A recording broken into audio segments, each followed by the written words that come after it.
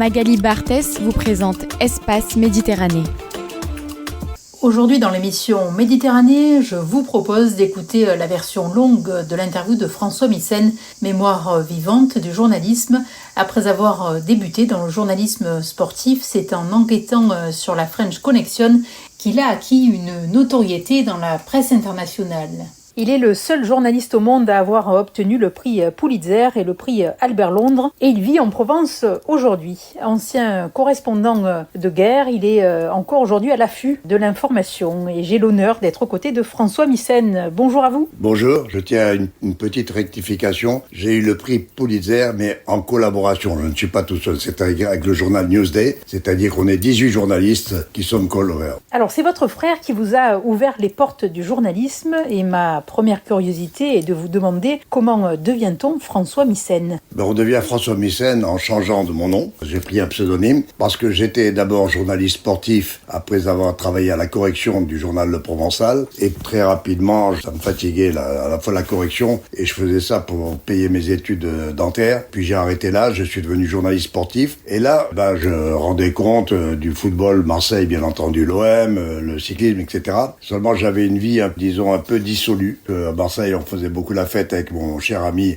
décédé Eugène Sacomano et mon frère, qui était dans la direction, avait sa femme comme assistante et elle dépouillait le courrier. Et donc, dans le courrier, il se trouve qu'il y avait des lettres qu'on m'adressait et c'était des amis, des copines, voilà. Et donc, elle faisait des scènes de ménage à mon frère et mon frère disait « Mais c'est pas moi, c'est mon frère, pourquoi tu me parles de ça ?» Et un jour, il m'a dit « Il faut que tu changes de nom. » Je m'appelais Jean El-Koubi et donc, il a fallu que je change de nom, prendre un pseudonyme. J'ai gardé mon prénom et Missen, c'est l'anagramme du prénom juif de mon frère, c'est Nessim. Nessim, ça donne Missen. Voilà un peu le parcours initiatique, si je puis dire, de cette carrière de journaliste. Et depuis, vous en avez fait du chemin, et d'ailleurs, un astéroïde même porte votre nom. Ah, je pourrais vous le montrer, effectivement, c'est mon ami Michel Auric qui m'a dit, c'est moi qui donne le nom aux personnes que je connais, tout ça est bien codifié. J'ai mis ton nom, il y a un astéroïde qui porte ton nom, François Missen. Alors, le travail d'investigation vous colle à la peau et parmi vos enquêtes les plus notoires figure évidemment le démantèlement de la French Connection réalisé avec des journalistes américains du journal Newsday, enquête pour laquelle vous avez obtenu le prix Pulitzer. Vous avez même été convoqué au ministère de l'Intérieur suite à des révélations portant sur des hommes politiques français et des industriels. Racontez-nous. Cette histoire de la French Connection me poursuit d'une façon récurrente. Fin de l'année dernière, 2024, il y a un documentaire sur Canal, bien évidemment, la French Connection. J'y ai participé en donnant quelques éléments. Actuellement, il y a un documentaire sur France 3, PACA, qui sortira en 2027, French Connection. France 2 fait aussi un sujet sur la French Connection. La French Connection est devenue ce qu'on appelle aujourd'hui le narcotrafic. Donc, j'ai débarqué dans cette histoire-là sans rien connaître aux stupéfiants. J'avais seulement une image de Marseille. Marseille, toujours plaque tournante de la drogue. Donc, j'avais demandé à mon rédacteur en chef, alors que j'étais journaliste sportif, je voulais faire une enquête sur la drogue. Et il m'avait répondu, tu nous emmerdes avec la drogue, c'est pas pour nous, c'est pour les Américains. Donc j'étais assez frustré parce que je voyais du journal où je travaillais, c'est-à-dire une petite fenêtre qui donnait sur la rue où il y avait beaucoup de trafiquants, je voyais, comme je dis d'une façon un peu lapidaire, des tonnes d'héroïne qui passaient devant mes yeux, mais je pouvais pas parler. Donc il a fallu que la France soit directement concernée au niveau de la consommation. En 1969, il y a une jeune fille qu'on a retrouvée avec une seringue dans les veines au casino de Bandol. Et là, la France a eu peur, comme disait Roger Giquel, la France a peur, la France s'embrase. On dit, ah mais c'est nous aussi, il y a la drogue. Donc à partir de là, j'ai plongé non seulement dans l'enquête, que finalement j'étais déjà dans cette enquête, mais je n'avais pas le droit d'en parler. Donc je me suis beaucoup intéressé à cela, et connaissant le consul américain à Marseille avec qui je joue au tennis, qui voyait que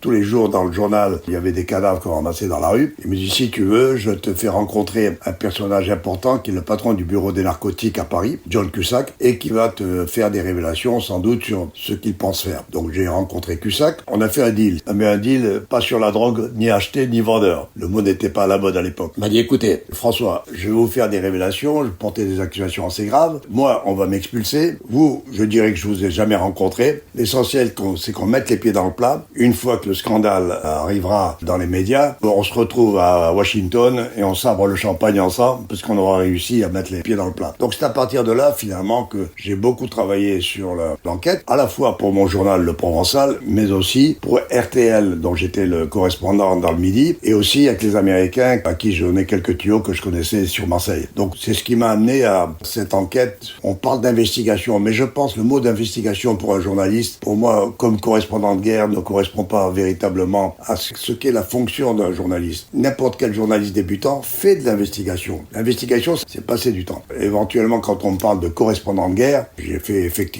l'état de guerre, Vietnam juste à la fin, l'Irlande, l'Afghanistan où j'ai été détenu pendant 3 mois. Oui, ça on va en parler d'ailleurs. Et alors vous avez obtenu collectivement le prix Pulitzer, et c'est aussi à plusieurs que vous avez été otage en Afghanistan. Et il faut associer naturellement votre guide Osman Barai. Cette dimension collective est essentielle pour réussir dans le journalisme? Pas nécessairement, mais j'aime bien travailler effectivement en collégialité, c'est-à-dire ne pas avoir le seul regard où je peux me tromper, mais parfois je travaille tout seul et ce n'est pas une condition nécessaire et suffisante. Bon, en ce qui concerne l'Afghanistan, j'y étais allé parce que j'avais un ami afghan, un très bon ami, qui m'a dit il y a une guerre en Afghanistan, personne n'en parle. C'était en 79. Donc je suis parti avec un photographe, on était 2, on a raconté ce qui s'y passait, mais la guerre n'était pas officiellement déclarée. Donc je suis revenu en France, j'ai eu beaucoup de mal à diffuser le reportage que j'avais fait là-bas, et puis tout à fait par hasard, d'une façon un peu souriante, j'ai appris à Saint-Tropez, dans la villa de Brigitte Bardot, où on était allé pour l'interviewer. Mon camarade afghan me dit « François, les soviétiques arrivent le 27 décembre, ils sont 80 000. » Bon, comment moi, journaliste, je puis dire voilà, les soviétiques arrivent dans 6 mois. Alors j'ai dit « On va devant une télé, tu vas dire toi-même, les soviétiques arrivent le 27 décembre. » Donc j'ai essayé de rencontrer des amis qui m'ont dit « Nous, l'Afghanistan, on connaît, il se passera rien pendant un siècle. 27 décembre, les soviétiques ont débarqué, tout le monde m'est tombé dessus. Effectivement, j'ai fait partir des amis. Et moi, j'ai fait différemment. On est en 79. Il y avait les Jeux Olympiques de Moscou en 80, avec menace de boycott, etc. Je suis retourné en Afghanistan, à la frontière avec le Pakistan, à Peshawar, où j'ai ramené un document qui était assez important sur l'assassinat de l'ambassadeur américain par le KGB. J'ai publié un livre qui s'appelle Le syndrome de Kaboul. Je passe au dossier de l'écran. Je me suis fait insulter pendant 1 heure et demie par l'ambassadeur d'Afghanistan à Paris, qui m'accusait de travailler pour la CIA. Un jour, c'est la CIA. Le lendemain, c'est le Mossad, le KGB, on a l'habitude dans ce métier. Et je me suis dit, je vais retourner en Afghanistan, mais cette fois-ci, après les Jeux Olympiques, où tous les journalistes auront manifesté, donc ils seront rentrés à la maison, ils auront donné, comme on dit, et puis j'ai fait de la casuistique. Je me suis dit, les soviétiques vont faire une chose, ils vont faire le dos rond pour que les Jeux se déroulent normalement, mais une fois que tout le monde sera rentré, les Français à Saint-Tropez, les Américains à Miami ou ailleurs, ils vont tout boucler aux frontières et passer tout au napalm. C'est à ce moment-là que c'est intéressant d'y être. Donc je suis parti, j'ai monté une équipe de 6 journalistes. On est 3 équipes de 2, on travaillait avec des Super 8, Tyrolais, chacun dans une région. Moi j'étais dans la région le sud, dans Kandahar, où il y avait Ben Laden, une autre à Kaboul et un autre dans l'Est. Et donc j'avais dit, pendant 1 mois, on va raconter ce qui s'est passé. On dit voilà, vous êtes tous rentrés chez vous, voilà ce qui s'est passé. C'était au-delà de mes prévisions. J'avais des documents assez extraordinaires. Et là, on s'est fait arrêter par les soviétiques. Et j'ai passé 3 mois à prison au cachot surtout, au Club Med de Kaboul, comme on dit. Alors, nous étions 3 en prison, c'est-à-dire mon caméraman, Antoine Darnaud, Osman Barai, qui était notre guide, qui nous avait amenés partout. Et nous, quand on a été libérés, après une pseudo-conférence de presse internationale, c'était les journalistes qui nous interrogeaient, c'était tous des soldats en armes de l'Afghanistan. Osman, par contre, comme il était afghan et juif par-dessus le marché, parce qu'il y a beaucoup de juifs en Afghanistan, il a passé 8 ans en prison, ça a été très très très dur pour lui. Il a été torturé. Et il vit aujourd'hui à Atlanta, aux États-Unis. Alors, les pays où vous avez effectué vos reportages ont profondément changé. Cuba, l'Afghanistan, le Vietnam, mais aussi Israël. Vous avez vu l'histoire contemporaine s'écrire devant vos yeux. C'est un privilège. Oui, il se trouve que je dois mon prix Albert Londres à Israël, parce que j'ai en 72, la guerre du Kippour, et tout à fait par hasard. C'est-à-dire, à l'époque, mon journal ne m'envoyait pas en dehors des Bouches-du-Rhône, si vous voulez. Donc, il s'est passé la chose suivante. J'étais un dimanche matin, on m'avait demandé à la locale du Provençal d'aller raconter une histoire sur une bagarre entre les marins et puis des taxis. Je suis allé avec un camarade en moto, et puis on n'a rien trouvé. Et à un moment donné, j'avais mon casque de moto intégral, je pilotais, mon caméraman me tape dessus, il me dit « François, arrête-toi, tu ne vois pas ce que... » Donc j'enlève mon casque, et on voit un convoi ferroviaire avec des tas de véhicules sous bâche on voyait des canons, etc. Et c'était le lendemain de la déclaration de guerre du Kippour, c'était un samedi, donc on est le dimanche, avec embargo sur les armes. À ce moment-là, j'ai dit, c'est pas possible, des armes, des chars d'assaut, des canons sur un truc, alors que l'embargo, je suis passé sous le châssis du train et on voyait le destinataire, Benghazi, Tripoli, etc. Donc, on a fait des photos, j'en ai parlé.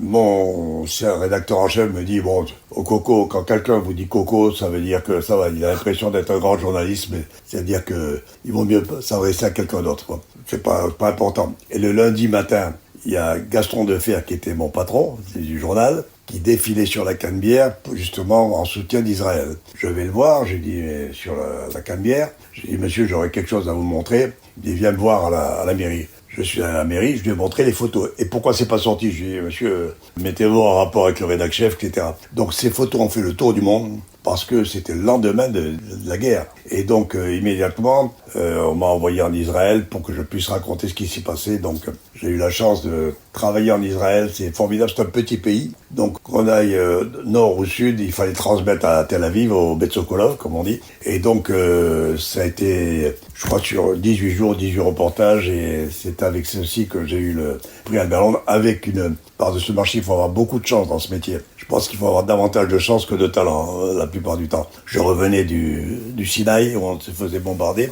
Et la première image que je vois en rentrant sur le désert, une rampe de douche avec des soldats à poil qui prennent la douche. Les pélos, les obus tombent à droite, à gauche. C'est l'habitude de la guerre des Israéliens. Quoi qu'il arrive, il faut qu'on soit propre et qu'on se repose. Donc je me suis mis à poil moi aussi, j'ai pris ma douche. Et puis donc, c'est déjà une histoire tellement insolite à raconter. Dans la guerre, on pense pas à se laver surtout. Donc, et en rentrant, j'ai pris quelqu'un en stop dans ma voiture, un visage biblique, une gueule extraordinaire, avec un flingue à la main.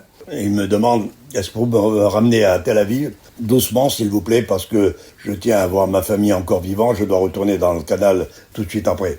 Et puis je roulais, et puis à un moment donné, je roulais trop vite, il a tapé la tête sur le terrain. Et son ordonnance, je savais que c'était un officier, je ne savais pas qui c'était, et son ordonnance me dit, ce monsieur-là, c'est un grand poète israélien. Alors je dis, ah bon, d'accord. Donc alors, il se réveille, et il me dit, la place du mort, n'est-ce pas? Je dis, non, excusez-moi, etc. Il me pose des questions, il me dit, vous êtes journaliste pour qui? Je suis journaliste français, je travaille pour le Provençal. Ah oui, à Marseille? Je dis, oui. Vous connaissez Marseille? Oui, oui, bien sûr. Comment va Gaston Defer? Comment ça? J'ai l'impression qu'il connaît beaucoup de monde, ce monsieur-là. Je dis, mais comment se fait-il que vous connaissiez Marseille? Il dit, vous savez, c'est moi qui ai traduit toute l'œuvre de Marcel Pagnol en hébreu. Vous vous rendez compte, pour un journaliste marseillais, avoir le traducteur de Pagnol en hébreu, c'est un cadeau du ciel, si je puis dire. Donc, c'était un très très bon souvenir. Et ce grand poète combattant s'appelle Haïm Goury. Alors nous ne pouvons évidemment évoquer dans cette interview tous les sujets qui vous occupent et il en est un qui vous émeut, c'est celui de la lutte contre l'antisémitisme et alors que l'antisémitisme atteint malheureusement des sommets, il est essentiel d'en parler. Effectivement, c'est essentiel d'en parler et malheureusement parce que j'en ai souffert, je suis né en Algérie dans les années 40, on n'avait pas de problème avec les Arabes, nous les Juifs. Mon père, ses meilleurs clients étaient les Arabes. Par contre, on avait beaucoup de problèmes avec, disons, les catholiques. C'est-à-dire qu'un juif à Oran, où j'habitais, n'avait pas le droit d'aller danser. Implicitement, on se disait, j'ai pas le droit d'aller danser avec une catholique, avec une jeune fille qui était en classe avec moi. Donc ce sentiment d'antisémitisme, je l'ai vécu et éprouvé malheureusement comme beaucoup de gens de ma génération, etc.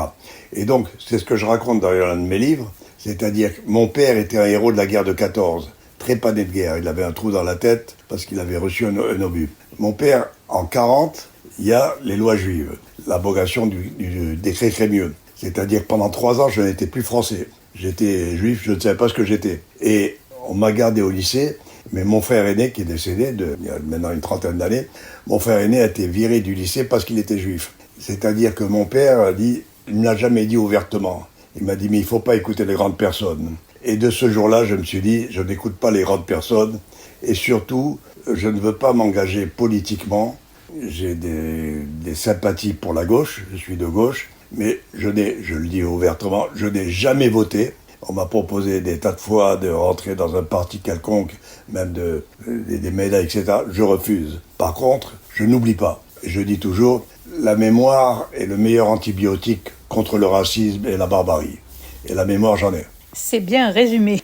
Alors aujourd'hui, les difficultés qui se présentent aux journalistes sont diverses et il est ainsi de moins en moins facile de financer la réalisation de documentaires, même lorsque l'on s'appelle François Missen. Et je ne parle même pas de la menace que fait peser l'intelligence artificielle. Alors quels conseils donneriez-vous aux jeunes se destinant à la profession de journaliste ? Je ne peux pas me permettre de donner des conseils. Ça veut dire que je ne suis pas professeur de journalisme. La seule chose que je puis dire, suivez vos envies. C'est-à-dire, vous allez galérer peut-être, ou vous viendrez le futur Joseph Kessel, mais chacun a sa propre expérience, ses propres envies. Donc, je pense que pour être, je n'ose pas dire un bon journaliste, je parle pour moi, il faut avoir un regard d'enfant, un regard naïf. Comme je vois un cadavre de chien dans la rue devant moi, je sursaute. Si je passe à côté, ça veut dire que, je ne sursauterai pas devant non plus un cadavre d'homme dans la rue. Donc je pense que c'est ce regard d'enfant qu'il faut avoir, s'étonner de tout. Et pas jouer les blasés, j'ai 92 ans, je repars toujours en reportage. Là, je suis rentré de Cuba récemment et je dois faire un documentaire sur la véritable histoire de la French Connection qu'on n'a jamais racontée. Ça a commencé dans les années 50 à Cuba, au moment de la dictature. Donc, si vous voulez, les conseils, c'est trop prétentieux de donner des conseils. Il m'est arrivé de donner des cours dans une école de journalisme au CFJ à Paris. J'ai pas été formé pour enseigner. Par contre, j'amenais toujours des élèves avec moi je les amenais en reportage. Et là, effectivement, certains de mes élèves, dont je ne veux pas donner des noms, qui m'ont dit on a appris davantage avec toi en 3 semaines qu'en 3 ans à Sciences Po. Donc voilà, c'est un peu ça qui m'amène à dire ce métier, c'est un peu l'enthousiasme, c'est la passion, et surtout, on peut se tromper. On peut se tromper. On a le droit de se tromper. Je prépare une série pas de documentaire, c'est de la communication, sur les ratages des journalistes. On parle toujours des scoops, mais on ne parle jamais des ratages. Des ratages, je peux vous dire, j'en ai eu quelques-uns. J'ai raté Nixon avant ça, c'est présidentiel. J'ai raté Salman Rushdie, alors qu'il était recherché par toutes les jobards du monde. J'ai raté Lee Harvey en Australie. Des ratages, je pense, et j'avais rencontré Bob Woodward, l'homme de Watergate, il y a quelques années. Je parlais de ça. Il me dit, mais François, moi, il me disait ça en anglais, tout le monde parle de moi, d'accord, les hommes du président, Watergate, mais si tu savais le nombre de ratages que j'ai eu avant, je dis, mais tu accepterais d'en parler volontiers, bien sûr. Donc, voilà, il faut avoir les pieds sur terre, si je puis dire, pour s'envoler éventuellement avec l'âme légère et puis avec les yeux ouverts, surtout. Eh bien, merci beaucoup. 92 ans, mais 40 ans dans votre tête. Je voudrais rajouter quelque chose, si vous me permettez, dans le passage qui concerne l'antisémitisme. Je vous dis pourquoi ça m'a marqué. Pourquoi ceci m'a marqué.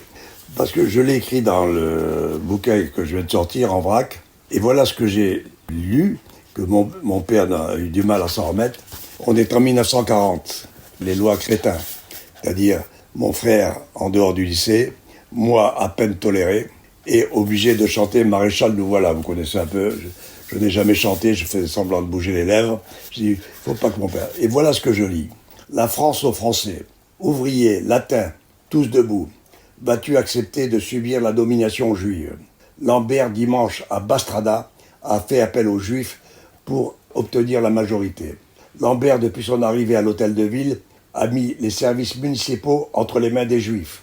Dubois est l'homme des Juifs. Le socialisme dirigé par le juif Léon Blum est devenu le refuge des socialistes révolutionnaires. Ouvriers latins, avec Dubois et Lambert, les juifs sont nos maîtres, sont tes maîtres. Ouvriers latins, tous unis contre les juifs, au cri de la France aux Français. J'ai l'impression que ça n'a pas beaucoup changé, et c'est ce que j'entends aujourd'hui en ce moment. Donc, je veux bien, quand certains hommes politiques ou femmes politiques disent « nous on aide Israël, on est juifs », je ne serai pas cocu. Cocu charnellement, c'est pas très agréable. Mais cocu intellectuellement, c'est insupportable. Et ces gens-là qui veulent Israël, qui veulent aider Israël, une fois qu'ils auront aidé Israël, qu'ils auront éliminé les Arabes, parce que c'est leur fantasme, ils s'en prendront aux Juifs à nouveau. Donc ça, je n'oublie pas.